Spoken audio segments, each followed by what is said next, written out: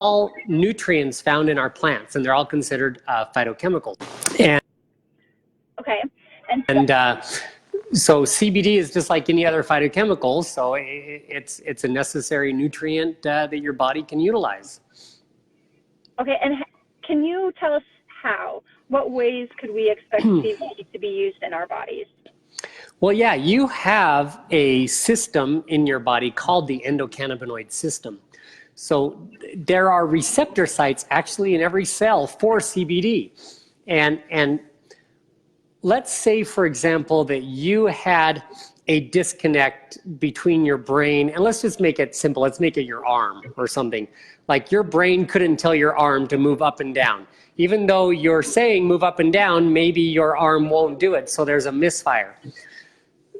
And again, I'm not making any claims. This is an example only, okay? Just for demonstration purposes. Hypothetically. Yeah, hypothetically. But let's say that because of that disconnect between neurons, CBD can actually act as a bridge to where these cannabinoids can make that connection fire, can actually build a bridge between those neurons to where when you tell your brain, hey, I want to move my arm, it will bridge that gap and then your arm will move. So imagine if you were somebody suffering from anxiety and your amygdala part of your brain is hyperactive. That's the fight or flight mode. That's what anxiety is. And you can't shut it off. You know, as a person with anxiety, that what you're thinking is not real, that there really is no life or death situation here, but your body feels that way. And you're telling your brain to shut it off. Well, CBD has clinical studies showing it can help you shut that off. So for someone with anxiety, or for someone who has is having an epileptic seizure, we know that CBD shuts that off immediately.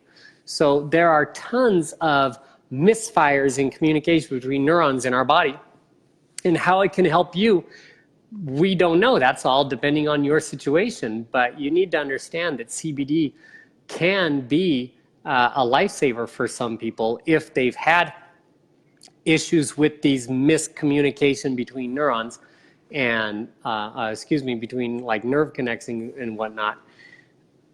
Anyway, everybody is different. We don't know how it'll help you, but it is, and it can be a missing link for some people.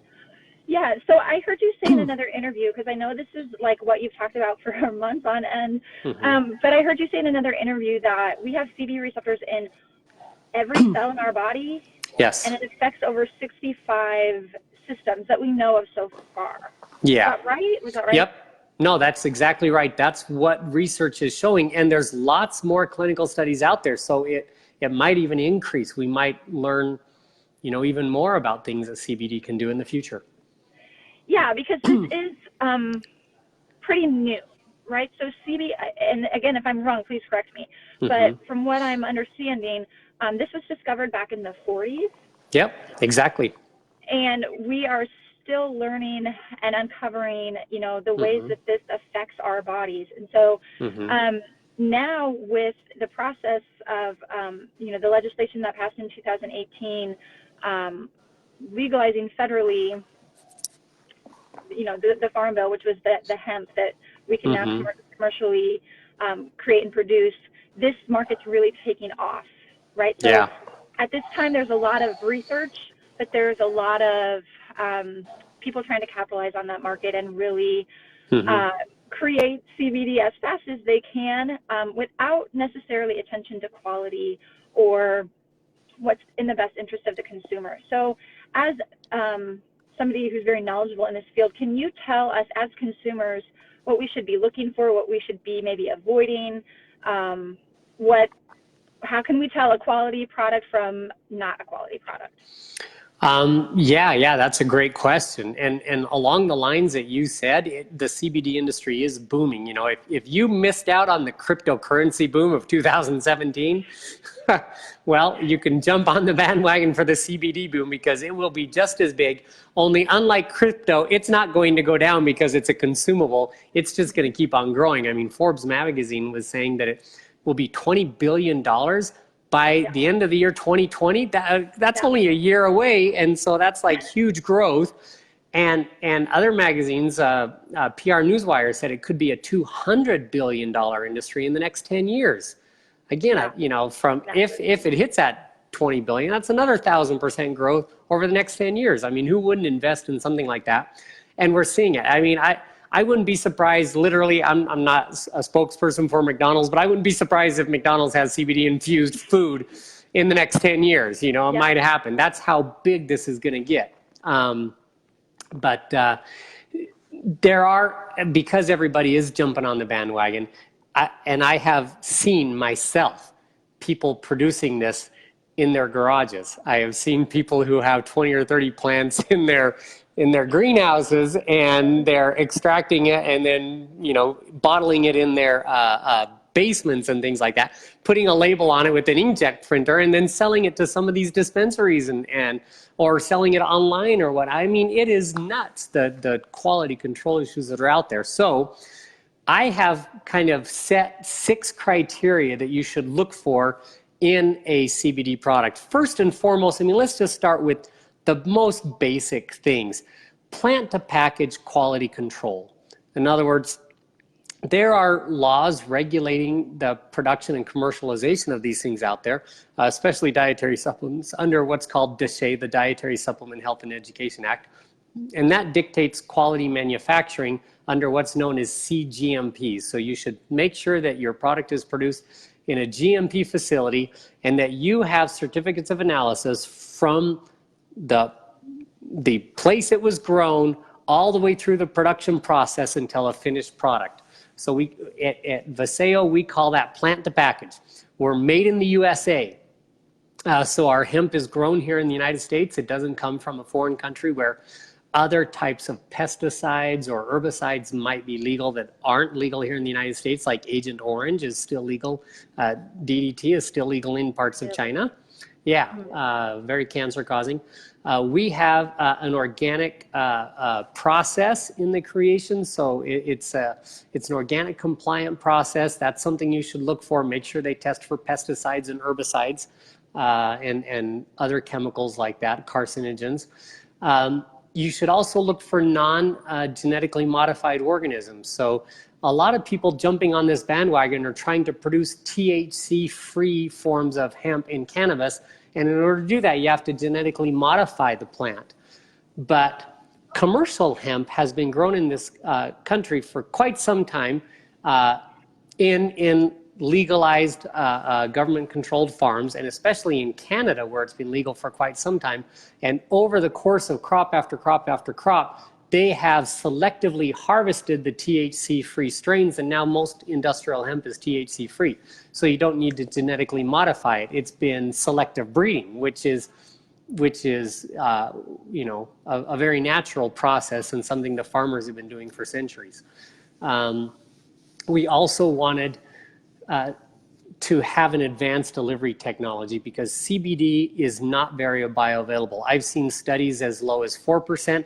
I've seen studies as high as like 13%. Just today, I saw a study that showed 13% bioavailability, even though most I've been reading are between 4 and 8%. But anyway, it doesn't get into your system very easily, which is why over the course of many years, people have been finding creative ways to get this in their body, right? They vape it or they smoke it or they make brownies out of marijuana or something to, you know, whatever they do, they've been trying to get more of it into their system because it's not very bioavailable. So we looked at liposome technology and sure enough, we saw clinical studies that liposomes are an excellent mode of distribution, of absorption for CBD.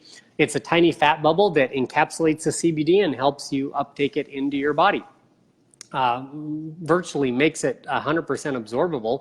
And then whether your body uses that or not is up to the body. And then last but not least, we wanted to set ourselves apart from anybody else in the market. And so we found an expert in this field who was the first one to encapsulate CBD into a liposome using a special technique that enhances the organoleptics, the absorption, as well as is a sustained time release. And he got a patent on that. And so I think a patent in and of itself shows that you were the first, you're unique and it's beneficial. Those are the criteria that you need to meet in order to get a patent. So we have a patented liposomal CBD that is non-GMO, organic qualified, plant to package, certificates of analysis, and GMP quality controls. Nobody else has that. Yeah, so to get a patent, you or whoever's applying for the patent has to go through a pretty stringent process there of proving, like, hey, this is what we have, and proving like what you're saying about it is true. Is that correct? Yeah, and you just can't say it. You have to prove it. You need to understand, people that work at the United States Trademark and Patent Office, the USPTO, they are PhDs who are also lawyers. So they're like PhDs in engineering and PhDs in biochemistry or organic chemistry, plus they're lawyers. And your job as the applicant is to prove to them why you're the first, why you're the best, why it's beneficial, and that nobody else has done it in the past. And their job, and again, remember, they're PhDs and lawyers, their job is to prove you wrong. And it's, I went through that process. It was a 6-year process trying to prove that my assimilation enhancing system was unique. I had to have clinical studies. I had to have all this evidence to back up what I was doing and also prove that nobody else had done it in the past. And then I was granted a patent. Patent pending means nothing. It means just you're in the middle of arguing with these lawyers. Patent, however, means a lot. Means a lot. Yeah. And so as a consumer, that means that you can trust the product, right? For sure. Is that too far-fetched? No, that's not far-fetched at all. That, again, if the United States Patent Office saw some degree of harm that could happen, again, beneficial to humans has to be part of the patent process. You have to prove that it's beneficial in some way. So if you can't do that, you're not awarded a patent. So if they saw harm or death or something like that occurring, I don't think you'd get a patent unless you were trying to patent something that would kill people, because then you could prove that it would work. But that's not what we're trying to do here. Like if you wanted to patent something like a guillotine that nobody had ever done before, you might be able to get that patent. But yeah, that's not the case with our patent. Yeah. Okay. So let's talk about that, the harm to people. What are the risks involved with the average person using CBD? And is there any person who should just undeniably avoid it at all costs? If you were allergic to hemp, like literally, like you had a severe allergy to hemp or the cannabis family, including marijuana. So I personally don't know anybody. I've never heard anybody that can be allergic to that. But you know what? There's 7-8 billion people on the planet. Maybe somebody is. I would say, yeah, definitely avoid our product because we get our CBD from hemp, and that would pose a problem. But other than that, there are a myriad of safety studies on CBD right now, and I've seen studies exceeding 5,000 milligrams a day and still showing no raise in ALT levels in the liver or any harm to the internal organs. So I would say anybody from infant to 100-year plus old can take CBD. Pregnant nursing mothers, I've seen safety studies on that, so I believe it's safe. But as a legal disclaimer, we always say, please consult your doctor if you have any questions. Get it from the doctor himself whether you should be taking it or not. So in that, because of course it's always, if you have a specific concern, consult your physician, consult your whoever. But is there, that you have seen, any medicines, any prescription medicines that if people are on this, it interacts negatively with the CBD? So CBD has been known to enhance communication between the cells, right? So, and again, I'm only letting you know research that I have read. I have seen CBD act as an enhancement to psychological drugs or psychoactive drugs. So for example, if you're on Adderall or something, it may enhance the effects of that. If you're on Wellbutrin or a depression medicine or something, it might enhance the effects. So talk to your doctor about reducing or decreasing your dose. If you're on a prescription drug, I would say always consult your physician when doing something new and adding something like CBD. But for the most part, I've also seen studies combined with statin drugs where there's no effect. Cancer remedies doesn't seem to interact at all. In fact, again, it seems to benefit in some ways. So for the most part, it's safe. But again, if you have a special need or concern, always consult with your physician, especially if you're on a psychoactive drug. And just to clarify this, I know you said it, but pregnant nursing moms in general, otherwise completely healthy and normal, this is okay. Yeah, you have an endocannabinoid system in your body. And it's there, and there are CBDs already in our food. Yeah, and your baby does too. And you're already getting small quantities, trace amounts of CBD from plants in other sources. It's just highly concentrated in the hemp or marijuana or cannabis family. So you should, again, consult your pediatrician or your gynecologist or whoever you're seeing. But again, I have seen no studies showing that it's not safe for pregnant or nursing mothers. Right. So the last thing that I want to talk about in terms of studies is drug testing. That is something that comes up in my community a lot. People are really hesitant to try it. And I know we just released a certificate of analysis that says the THC, there is no detectable level of that, and we have that lab certified. So can you expand on that?